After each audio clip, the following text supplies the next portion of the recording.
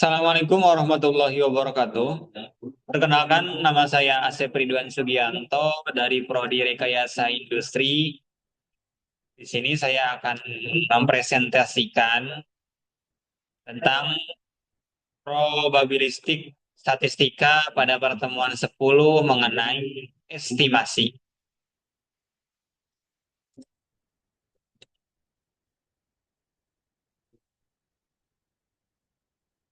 Sampel merujuk pada bagian populasi.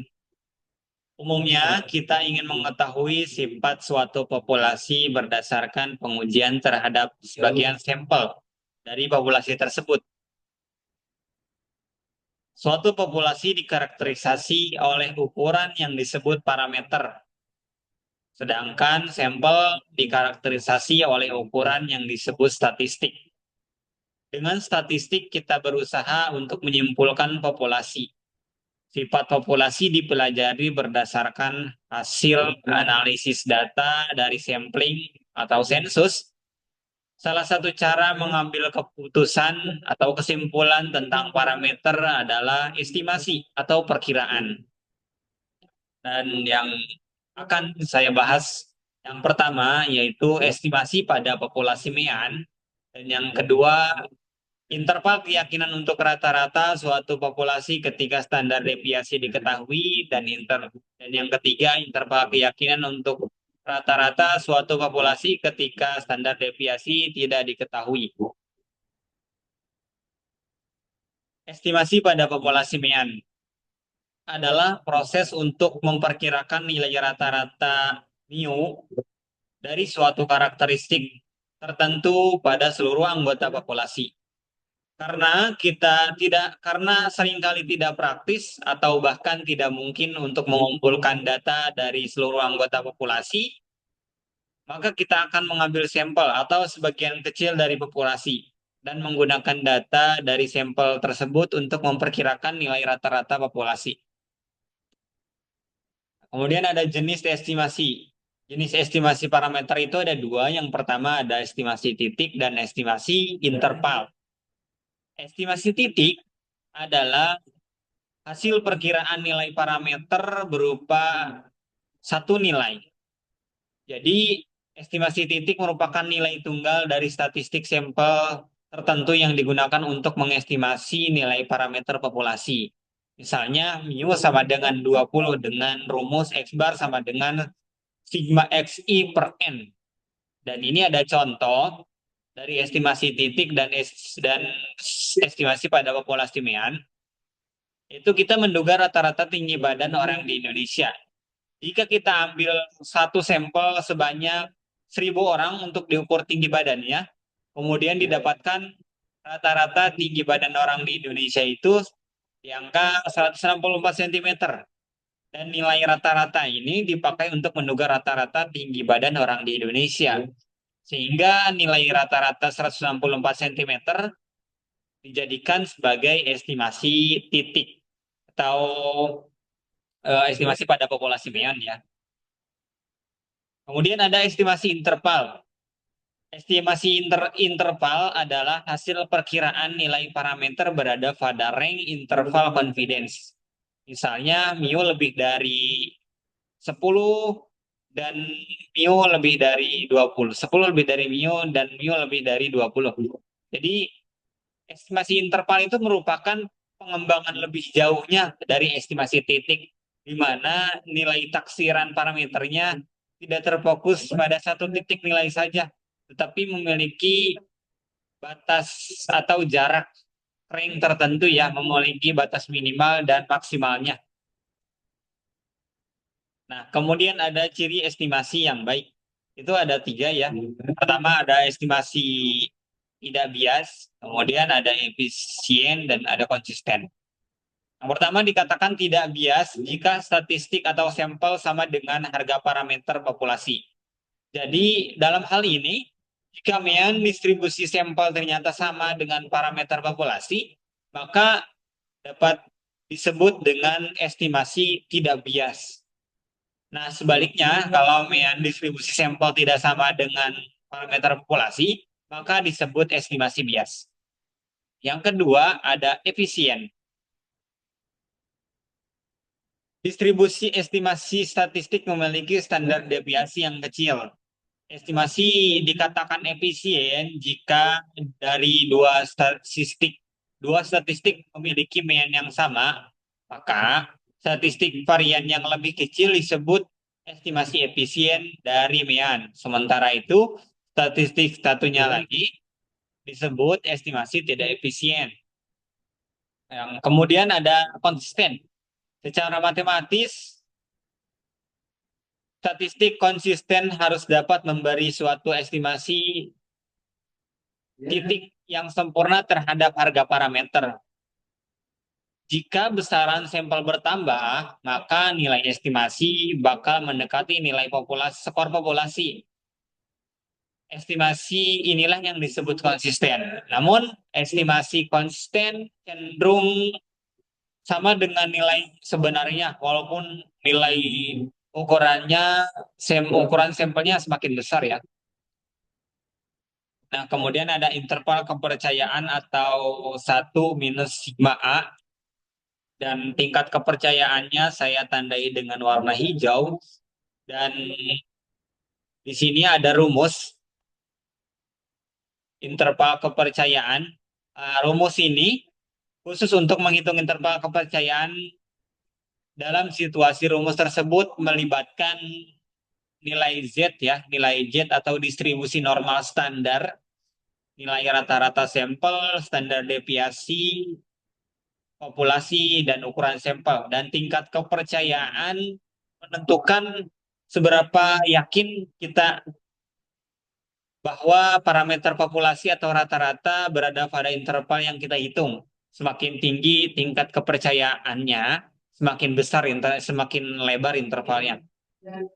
Nah, dalam konsepnya didasarkan pada beberapa asumsi seperti data berasal dari populasi normal atau ukuran sampel yang cukup besar ya. Nah, kemudian ada confidence interval.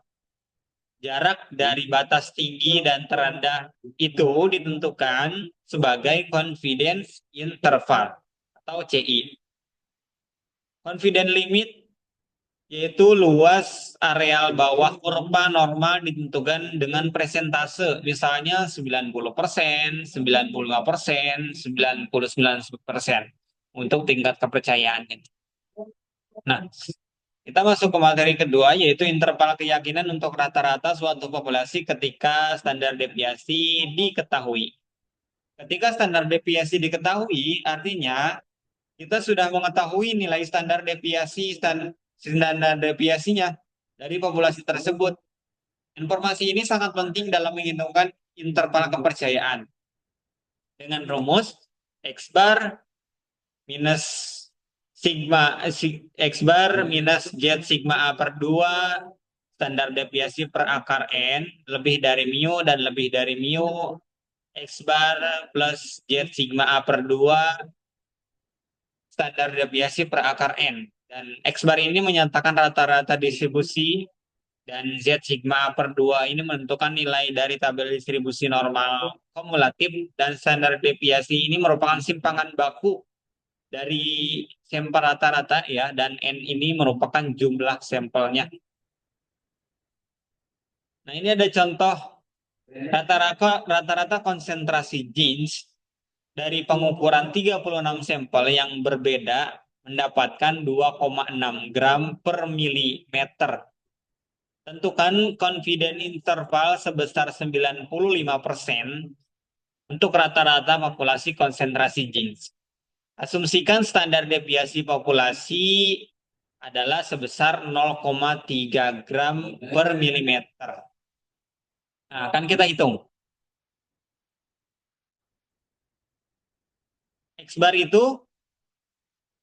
nilai rata-ratanya 2,6 dan standar deviasinya 0,3 dan jumlah sampelnya itu ada 36. Dan untuk tingkat kepercayaannya tadi 95%, kita hitung dulu menjadi 0,5 ini bagaimana, dan 95 dibagi 100 itu 0,95, kemudian 1 tingkat kepercayaannya tadi 1 diambil 0,95 menghasilkan 0,05, kemudian dibagi 2 menjadi 0,025 untuk Z-nya.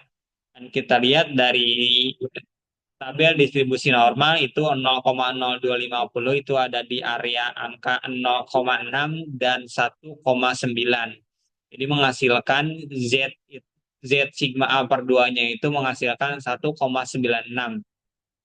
Dan kita masukkan rumus tadi 2,6 diambil Z sigma A per 2-nya itu 1,96 dan standar deviasinya 3, kemudian akar N-nya itu 36 lebih dari mu, dan 2,6 ditambah 1,96 dikali 0,3 dibagi 0,3 bagi akar 36 menghasilkan 2,50 lebih dari mu dan lebih dari mu 2,7. Jadi rentan antara konsentrasi zinc itu ada di angka 2,50 lebih dari mu dan lebih dari mu 2,70. Nah, error pada estimasi. Selang kepercayaan 100% menyatakan estimasi akurasi dari estimasi poin. Jika nilai mu pada kenyataannya menentukan pusat dari selang kepercayaan yang dihitung, maka nilai X bar mengestimasi mu tanpa error. Namun, pada kebanyakan kasus, nilai X bar tidak tepat sama dengan mu, sehingga estimasi poin akan memiliki error. Batas error ini adalah nilai absolut selisih antara X bar dengan mu. Dan kita yakin 100% bahwa error yang dihasilkan tidak melebihi Z sigma A per 2 dikali standar deviasi per akar N. Jadi errornya ini saya warnai dengan warna biru di antara selisih X bar dan mu. Dan pada contoh sebelumnya, nilai errornya ini adalah lebih dari Z sigma A per 2 dikali standar deviasi per akar N. Yang jika kita hitung, maka nilainya 1,96 dikali 0,3 per akar 36 menghasilkan 0,1. Nah, kemudian ada ukuran sampel terkait error ya. Jika X bar digunakan sebagai asumsi mu, maka kita dapat yakin 100% bahwa error dihasilkan tidak melebihi error yang ditentukan saat ukuran sampel. Jadi rumusnya N sama dengan dalam kurung Z sigma A per 2 dikali standar deviasi dibagi E diakarkan 2, di mana E ini adalah batasan error yang ditentukan. Nah, pada contoh sebelumnya, ukuran sampel dibutuhkan jika diharapkan error estimasi adalah tidak lebih dari 0,05. Dan kita masukkan 1,96 dikali 0,3 dibagi 0,5 diakarkan 2 menghasilkan 138,3 untuk errornya dari contoh kasus zinc tersebut. Nah, kemudian ada estimasi interval untuk rata-rata standar deviasi tidak diketahui ya. Tadi yang diketahui, sekarang yang tidak diketahui. Dalam kondisi di mana variansi populasi tidak diketahui, variasi random T tidak dapat digunakan untuk menentukan selang kepercayaan mu. Sesuai pembahasan, variabel random T memiliki distribusi T dengan degree of freedom atau derajat kebebasan sebesar N-1. Prosedur menentukan selang kepercayaan mu pada kondisi standar deviasi tidak diketahui pada dasarnya sama dengan pembahasan sebelumnya, yaitu ketika kondisi standar deviasi diketahui, di mana nilai standar deviasi diganti dengan S dan distribusi normal standar diganti dengan distribusi T dengan nilai variabel random T diperoleh nilai formula dengan rumus T sama dengan X diambil mu dibagi S per akar N. Dan untuk mencari S-nya sendiri, yaitu akar dari sigma X diambil X bar diakarkan 2 per N-1. Nah, kemudian TA ini, T sigma maksud saya T sigma A per 2 ini merupakan nilai T dengan degree of freedom N-1 di mana berada di sebelah kanan. Dan sementara minus T sigma A per 2 ini merupakan nilai T dengan degree of freedom N-1 di mana areanya berada di sebelah kiri. Nah, di sini ada contoh lagi dengan standar deviasi tidak diketahui. Kandungan dari 7 kontainer berisi asam sulfat dengan angka 9,8, 10,2, 10,4, 9,8, 10,0, 10,2, dan 9,6 liter. Kita akan menentukan confidence intervalnya sebesar 95% untuk rata-rata kandungan asam sulfat tersebut ya. Diasumsikan terdistribusi normal. Nah, kita akan menentukan X barnya terlebih dahulu. Kita jumlahkan jumlah sampelnya terlebih dahulu yang kemudian dibagi 7 yaitu menghasilkan 10,0. Dan S-nya itu menghasilkan tadi dengan rumus sigma X diambil X bar diakarkan 2 dibagi N menghasilkan 0,283 dan jumlah sampelnya itu ada 7 dan untuk tingkat kepercayaannya atau sigmanya itu 95% atau 0,5 sesuai dengan dengan perhitungan yang tadi dengan standar deviasi yang diketahui.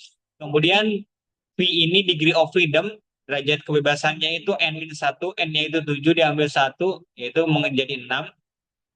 Kemudian T sigma A per 2 itu menghasilkan 0,025 dan menghasilkan 2,447. Dan 2,447 dilihat dari degree of freedom atau derajat kebebasannya dilihat dari distribusi T.